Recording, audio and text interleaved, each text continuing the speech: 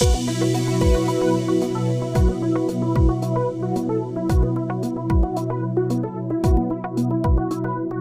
اللہ الرحمن الرحیم۔ ابتدا رب کریم کے اسم عظیم سے جو خالق ارض و سما ہے، مالک شرق و غرب ہے۔ درود و سلام شان کائنات جان کائنات نبی مکرم حضرت محمد مصطفیٰ صلی اللہ علیہ وآلہ وسلم پر۔ عامر عثمان عادل اپنے یوٹیوب چینل اور آفیشیل فیس بک پیج پر پاکستان دنیا بھر میں بسنے والے سفیران وطن کو سلام عرض کرتے ہیں۔ ناظرین، گجرات سے ایک اور بڑی افسوسناک خبر ہے۔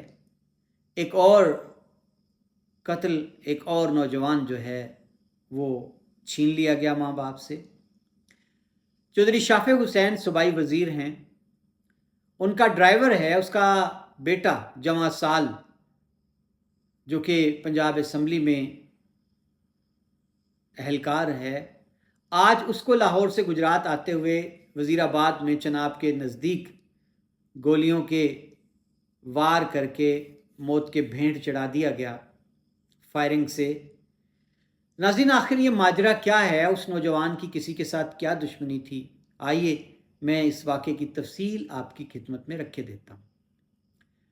خبر کچھ یوں ہے جناب کہ نت گاؤں ہے گجرات میں، چودھری ظہور الہی کا آبائی گاؤں ہے۔ اس کے نزدیک ایک گاؤں ہے ملکو والا، وہاں کا رہائشی ہے جو کہ ایک عرصہ سے چودھری برادران کی خدمت کرتا چلا آ رہا ہے۔ چودھری شافع حسین کا ڈرائیور ہے۔ اس کا جواں سال بیٹا ہے عمیر طارق، اور یہ پنجاب اسمبلی میں اسسٹنٹ سیکیورٹی آفیسر کے طور پر اپنے فرائض سر انجام دے رہا تھا۔ آج یہ لاہور سے موٹر سائیکل پر جو اطلاع ہے کہ گجرات آ رہا تھا اپنے گاؤں، اپنے گھر میں،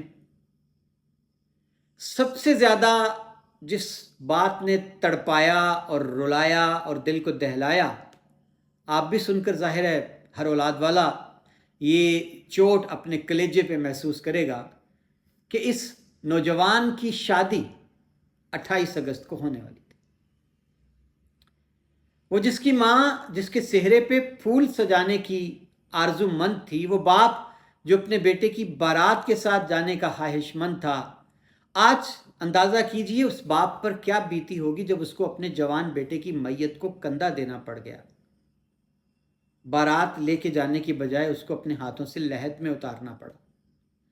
اس ماں کے کرب کا اندازہ کوئی کر سکتا ہے کہ جس نے بیٹے کو پال پوس کے جوان کیا اور پھر اب اس کی شادی کے خواب پلکوں پہ سجائے بیٹھی تھی، اس کا راج دلارا بیٹا آج چل کے گھر نہیں آیا، جس ماں نے اس کو دولہا بنانا تھا اپنے ہاتھوں سے۔